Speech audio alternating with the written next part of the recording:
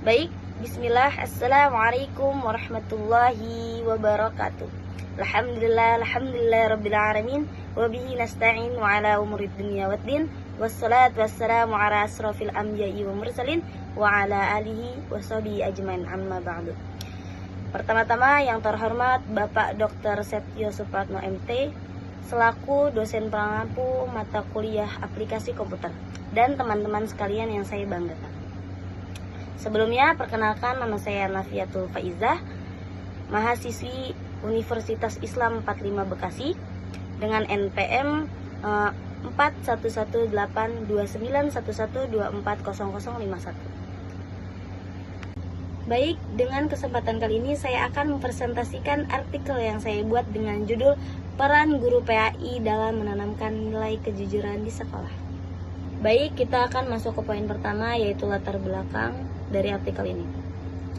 Maraknya kemerosotan moral di kalangan siswa seperti berbohong, mencontek, terus tidak disiplin, itu sudah menunjukkan bahwa penurunannya nilai kejujuran yang perlu segera kita tangani.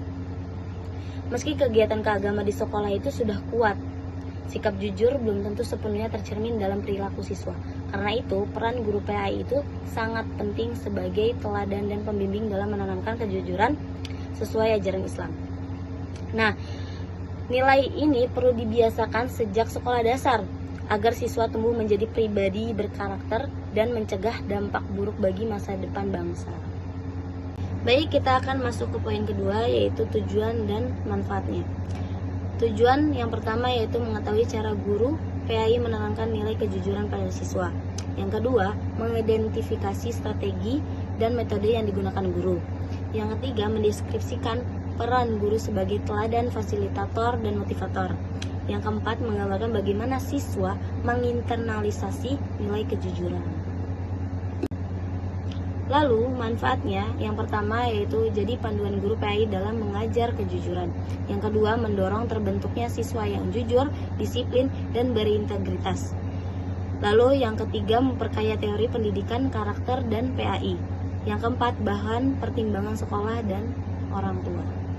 Baik, sekarang kita akan masuk ke poin ketiga, yaitu landasan relevan. Menurut Al-Ghazali, kejujuran adalah akhlak utama yang harus dibentuk sejak dini. Bukan hanya ucapan benar, tetapi kondisi jiwa yang menetap dan melahirkan tindakan yang jujur. Guru harus menjadi teladan dan membiasakan lingkungan belajar yang menjauhkan kebohongan dengan memadukan ilmu dan etika.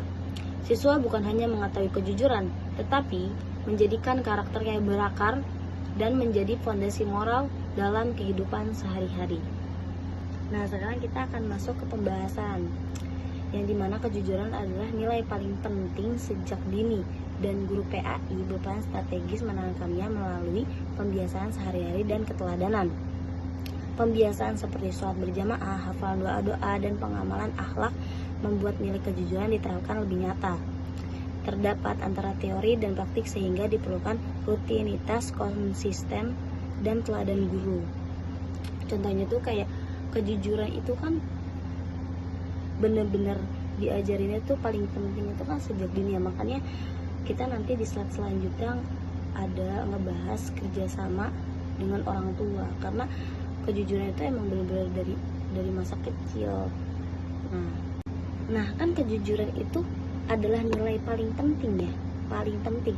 Nah, tugasnya guru PAI itu berperan strategis menanamkannya melalui pembiasaan. Contohnya seperti kayak ngasih tahu, bukan lewat omongan sama teori, enggak, tapi ngajarinnya pembiasaan, keteladanan, kayak sehari-hari di sekolah tuh ngajarinnya kayak selalu jujur, terus nggak nyontek gitu, kayak bener-bener ngajarin, ngarahin. Nah, terus faktor pendukung yaitu komitmen guru, lingkungan sekolah, dan keluarga. Terus sedangkan penghambat itu berasal dari lingkungan luar, fasilitas, dan waktu. Dalam Islam, kejujuran adalah akhlak mulia dan ciri mukmin sejati, sehingga pembiasaan ibadah dan interaksi sosial membantu internalisasi nilai. Contohnya seperti kayak pendukungnya itu, contohnya seperti komitmen guru yang selalu sedia, selalu jadi garda terdepan untuk mengajarkan hal yang baik untuk muridnya. Kayak selalu mempraktekkan yang baik-baik, kayak selalu mengapresiasi ketika anaknya. Nah, tadi kan dijelasin tuh ya contohnya dari faktor pendukung kayak komitmen guru, terus habis itu lingkungan sekolah yang bagus, terus dukungan keluarga. Nah, komitmen gurunya itu seperti kayak dia selalu jadi garda terdepan yang nggak pernah namanya capek buat ngingetin apa itu kejujuran kepada muridnya gitu, yang selalu menerima keluh kesah muridnya gitu biar selalu jujur gitu. Terus habis itu lingkungan sekolah yang bagus. Nah, lingkungan sekolah yang bagus itu jadinya kayak pergaulan itu juga ngaruh di lingkungannya gitu. Terus dukungan keluarga, ya yang pasti ya dukungan keluarga itu harus nomor satu, dukungan keluarga itu biasanya, karena dari sebelum kita sekolah aja kita yang didikan keluarga ya. Jadi keluarga harus benar-benar kayak selalu menerapkan kejujuran gitu di dalam lingkungan keluarga itu. Nah, nanti akan membentuk karakter si anak ini gitu buat kedepannya gitu. Terus faktor dari penghabatan itu seperti kayak pengaruh lingkungan luar, sama kayak yang tadi. Kalau yang tadi kan lingkungan yang baik, harus benar-benar yang baik lingkungannya. Nah, nanti si anak itu pasti bakal baik juga, karena semua itu tergantung dari lingkungannya. Pertemanan ya, emang lingkungan itu emang nomor satu sih harusnya. Terus fasilitas yang kurang, contohnya kayak sekolahnya itu nggak ada namanya program ngadain kantin jujur. Biasanya kan kalau ada kayak gitu kan jadi kebiasaan ya, jadi ntar si anak itu bakal numbuh karakternya, kayak bisa nih dia gitu, kayak selalu jujur di tempat manapun gitu. Terus waktu pembiasaan yang terbatas ya, kayak pembelajaran soal kayak PAI, nah itu waktunya kadang dikit, jadi itu juga termasuk ya hambatan waktu pembiasaan yang terbatas itu gitu. Nah, keberhasilan internalisasi bergantung pada contoh guru, apresiasi terhadap perilaku jujur, dan lingkungan yang mendukung didasari Quran Surat Al-Ahzab ayat 70. Contohnya dari bergantung pada contoh guru itu kayak guru yang selalu ngebiasain kepribadiannya itu baik, kayak ngajarin di setiap. Nah, contoh dari bergantung dari contoh guru yaitu kayak guru itu nggak cuma bilangin ke murid soal kejujuran, akhlak yang baik, terus teladan yang baik, nggak cuma ngajarin ke muridnya, tapi gurunya juga ngelakuin gitu di setiap harinya gitu, biar jadi kebiasaannya, biar sama-sama saling mengerjakan gitu, sama-sama saling menuju kebaikan gitu. Terus kayak apresiasi terhadap perilaku jujur, kayak ketika muridnya ngelakuin kesalahan jangan langsung domelin, dibilangin pelan-pelan, terus diapresiasi, nggak apa-apa, besok-besok jangan diulangin lagi, kamu udah hebat karena kamu udah jujur gitu, apresiasi semaksimal mungkin gitu.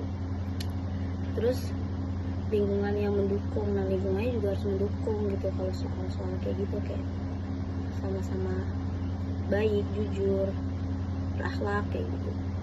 Terus semua itu kan didasari dari Quran Surat Al-Ahzab ayat 70, ada tuh Bismillahirrahmanirrahim, ya ayyuhalladzina amanu taqullaha wa qulu qawlan sadida, yang artinya wahai orang-orang yang beriman, bertakwalah kamu kepada Allah dan ucapkanlah perkataan yang benar. Sama halnya jujur kan, di Quran udah jelas banget tuh ya. Terus lalu guru PAI menanamkan kejujuran melalui akidah, syariah, dan akhlak seperti tidak mencontek, mengakui kesalahan, dan tanggung jawab. Nah, program sekolah seperti kantin jujur dan pembiasaan disiplin mendukung karakter jujur dalam kehidupan sehari-harinya. Ya benar, guru PAI itu menanamkan kejujurannya itu melalui akidah, syariah, akhlak, ya kan, seperti kayak tidak mencontek, terus mengakui kesalahan. Nah itu tuh mengakui kesalahan, nah apresiasi karena dia udah mau jujur. Terus tanggung jawab. Nah, terus di sekolah juga ada kayak program kantin jujur seperti itu. Nah sekarang kita udah sampai ke kesimpulan. Saya ulangi lagi, guru PAI menanamkan kejujuran lewat keteladanan dan pembiasaan dibantu sekolah dan orang tua. Keberhasilannya tergantung komitmen guru dan lingkungan, sedangkan hambatannya berasal dari pengaruh luar, latar belakang siswa, dan fasilitasnya terbatas. Baik, cukup sekian presentasi dari saya. Kurang lebihnya mohon maaf bila ada kesalahan datanya dari saya, bila ada kelebihan datanya dari Allah Subhanahu wa taala. Unzur maqala wa ratanzur man qala. Jazakillahu khair. Assalamualaikum warahmatullahi wabarakatuh.